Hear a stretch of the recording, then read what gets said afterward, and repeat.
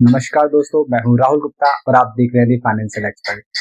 आज हम बात करने वाले हैं भारत के नए लेबर रूल्स के बारे में और जिनका असर हर नौकरी करने वाले पर्सन पर पड़ेगा। तो इस वीडियो को अंत तक जरूर देखें क्योंकि इससे आपकी सैलरी, नौकरी और भविष्य तीनों जुड़े हुए हैं। सबसे पहले समझते हैं कि सरकार ने क्या बदलाव किया है। भारत सरकार ने 29 पुराने लेबर कानूनों को मिलाकर 4 नए कोड बनाए हैं। पहला है कोड ऑन वेजेस 2019, दूसरा है इंडस्ट्रियल रिलेशंस कोड 2020, तीसरा है occupational safety health and working conditions code 2020 और चौथा है कोड ऑन सोशल सिक्योरिटी 2020। अब आते हैं सबसे बड़े बदलाव पर। सबसे बड़ा बदलाव, पहला बड़ा बदलाव सैलरी स्ट्रक्चर। अब आपकी बेसिक सैलरी आपकी कुल सैलरी की कम से कम 50% होगी। इसका मतलब क्या है?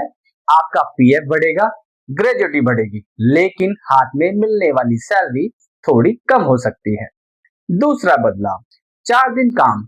कंपनियां चाहें तो 4 दिन काम और 12 घंटे की शिफ्ट लागू कर सकती है, लेकिन हफ्ते में कुल काम 48 घंटे ही रहेगा।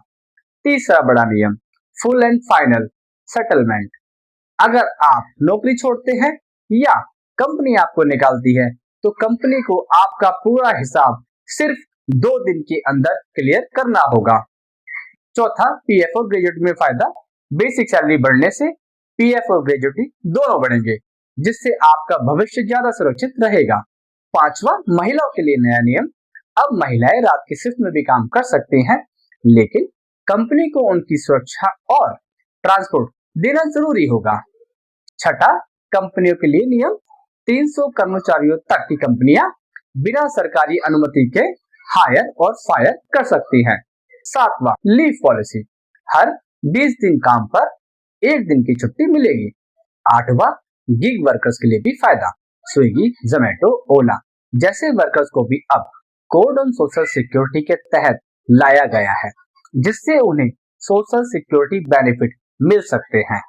नौवां, वर्किंग आवर्स और ओवरटाइम। 8 से 12 घंटे तक काम लिया जा सकता है और ओवरटाइम पर डबल सैलरी